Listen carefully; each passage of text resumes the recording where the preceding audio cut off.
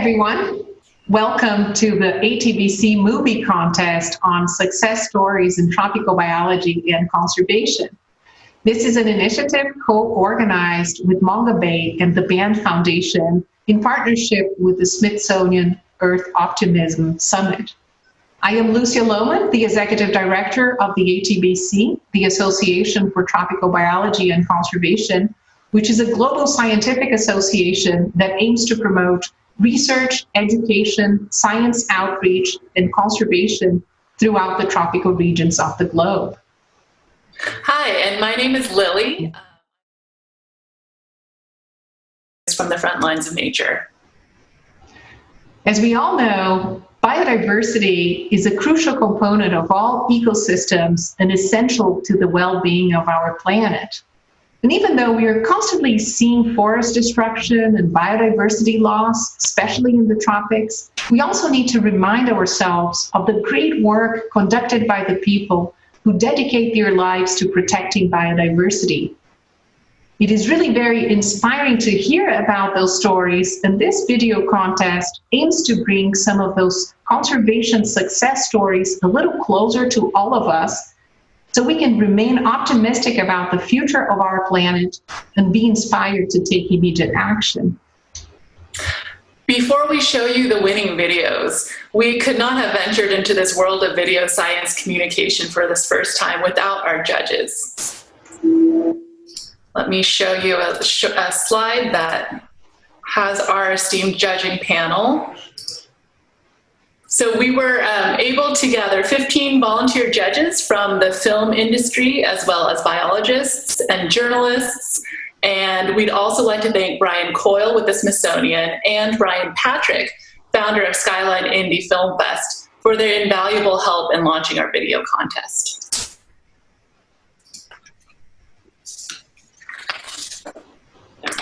And now for the moment we've all been waiting for.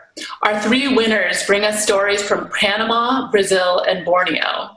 Our first winner, in no particular order, is Michelle Castellanos with her film, May They Never Stop Singing. Vivimos en un mundo fascinante, donde cada día amanece y desde la criatura más pequeña hasta nosotros, todos formamos parte del mantenimiento del equilibrio y de la diversidad de la vida sobre este planeta Tierra. Pero todo no es tan fácil como parece. En la lucha por sobrevivir, algunos organismos se enfrentan a obstáculos más grandes que otros, entre ellos los anfibios, importantes indicadores ambientales que fueron testigos de la extinción de los dinosaurios y que ahora aproximadamente la mitad de las especies conocidas a nivel mundial están en peligro, principalmente por un hongo que se esparce rápidamente y que afecta su piel. Es por ello que nacen iniciativas como la del Proyecto de Rescate y Conservación de Anfibios de Panamá, donde se mantienen ranas en cautiverio, se estudian y se reproducen para su posterior liberación en vida silvestre. Este proyecto inicialmente se basó en la conservación de la rana dorada de Panamá, emblema nacional, pero ahora incluye también otras 11 especies de ranas amenazadas. Un día común en el centro comienza con un chequeo general y riego, con el fin de humedecer los tanques y de verificar que todos los individuos estén bien de salud. Llega la hora de la comida. Ranas pequeñas de menos de 2 centímetros de longitud se alimentan con crías de grillos y colémbolos, mientras que ranas más grandes se alimentan con grillos, cucarachas y gusanos de harina.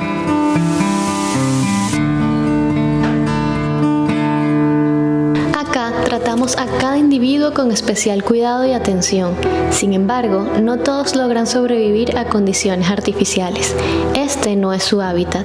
Por eso, el principal objetivo de este proyecto es que en algún momento las ranas puedan volver a la naturaleza.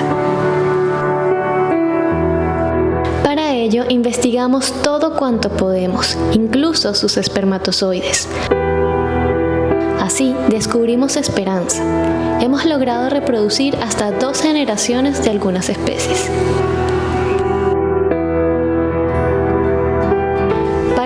ranas, el futuro es incierto. Este no es un trabajo fácil. Requiere horas de dedicación y de atención diaria, de recursos y apoyos financieros y humanos, y horas de estudios, investigación y voluntariado. Pero lo hacemos placenteramente por ellos,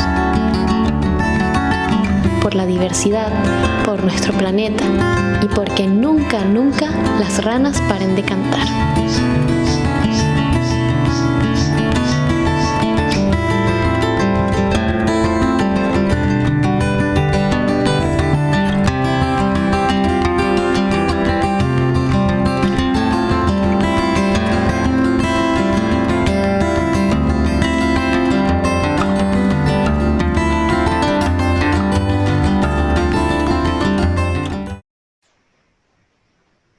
Those frogs are just so adorable.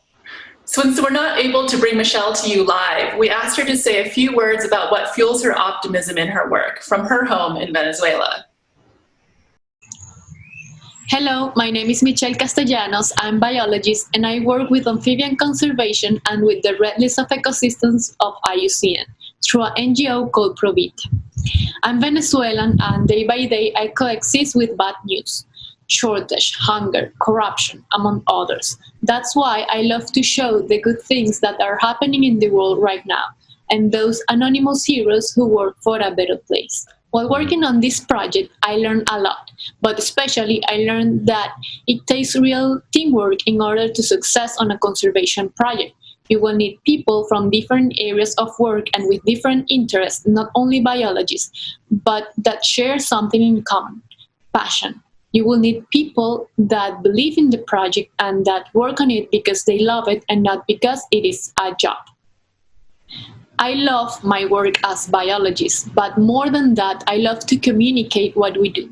I want to transform our scientific language so it doesn't stay storage into papers waiting to be cited, but it be part of our lives, of our proud and of our achievements as society. I have a lot of friends with amazing projects as migratory bird banding or shark and coral reef conservation that are too good to be hidden. Not because of the project itself, but because of the people who work on it. So I believe in conservation and I am optimistic because I believe in people. Sometimes society might seem cruel or indifferent, but I have seen the strength and the kindness of society when people decide to work together and despite all the difficulties they give us hope. So yes, we lose biodiversity, we lose species and ecosystems, but we're also learning how to save species, how to restore ecosystems, and more important yet, we're learning how to work together because we discovered that we all live in the same planet. So I just hope that these days rise up your spirits and our potential as humanity. So thank you so much. Well, that's very inspiring. And now our next winner is Joel Victor Campos Silva with his film Community-Based Management of the Giant Arapaima.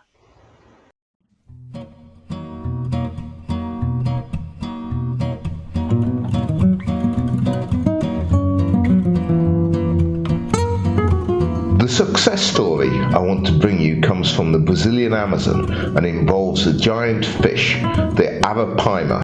The arapaima is an incredible fish that can reach 3 meters in length and 200 kilograms. It is a very important species in the Amazon that has been consumed by humans for over 1,000 years. Due to its high economic, culinary and cultural value, the arapaima was a victim of overfishing in the last century, becoming practically extinct in many localities.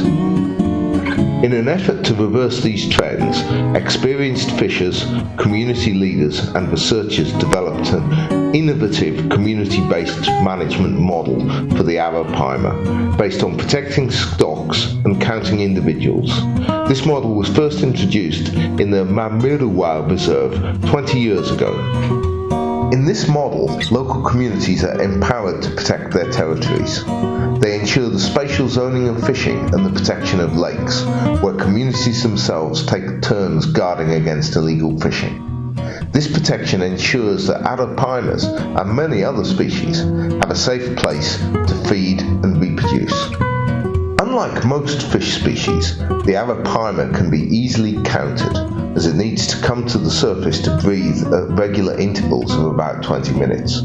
Community fishers placed in strategic locations along the entire length of a lake can therefore count individual fish with high accuracy and detect any changes in the lake's fish population. These protected lakes function as a source area, allowing the colonization of new lakes when the arapaima migrate across the flooded forest.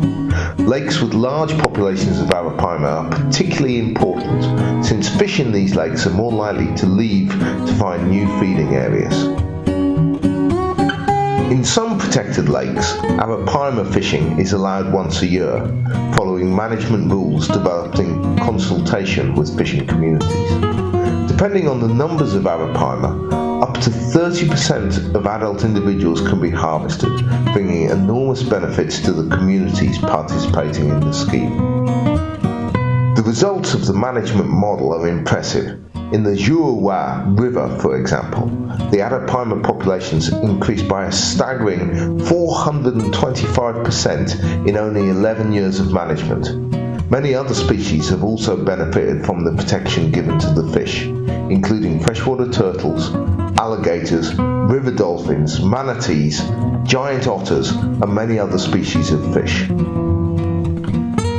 In addition to the recovery of arapaima stocks, community-based management has greatly benefited rural communities, increasing income, food security, and funding important projects such as the building of new schools. The management of arapaima also provides social security, since the protected lakes are like bank savings that can be accessed annually, making it possible, for example, to send people to larger cities for the treatment of serious diseases.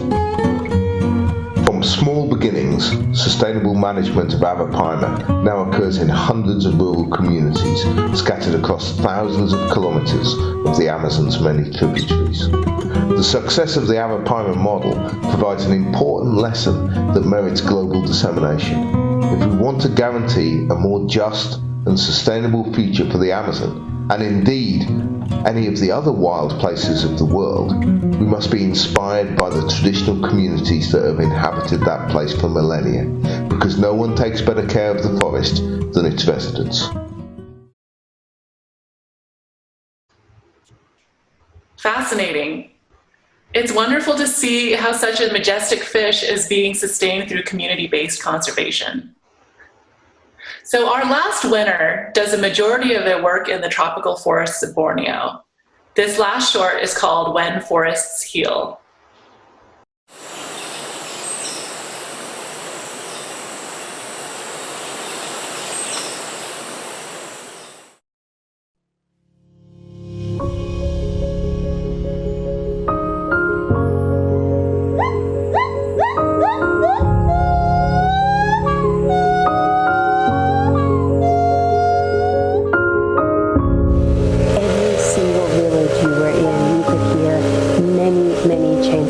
All the time, illegally logging in the national park.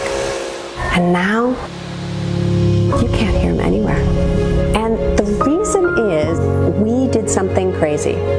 We did what I call radical listening. We asked them what they would need to stop logging. They told us that what they would need would be access to high quality, affordable healthcare, so they wouldn't have to log to pay for healthcare, and they needed training in sustainable agriculture, particularly in organic farming. We did those things. 10 years later, we had an 88% drop in logging households. It's continued to decline since then, and we've had a drop in under 5 mortality. The environment is healthier and happier and better off, and the humans are healthier and happier and better off. You can pay for your healthcare with non-cash payment options. So you can pay with manure, you can pay with beautiful handicraft, and you can pay with seedlings, which we then use for reforestation. That is how people can always access care here now, and that's made an enormous difference because it means people don't have to log to pay for healthcare. We also give discounts to communities that stop logging. Now that discount is paid for by organizations that care about protecting orangutan, they care about the health of our planet. So they are willing to give a sign of thanks to the communities here who are protecting the forest. Sadly, when we started, we had already lost 40% of the forest, and there was rampant logging going on. But since we started our program, we managed to stabilize the loss of primary forest, and it stopped because we did what the communities said. And we have had 20,000 hectares of regrowth forest. We are so excited about replicating this model. There are many other places that we would like to work. We have to learn to live in balance with our earth, and that means we have to protect rainforests. The lungs of the earth are critical for the health of the entire planet. We have to protect them, and the only way to do that is to work together around the planet, but listening to the local communities because they know the solutions for how to protect them. So let's work together and make it possible.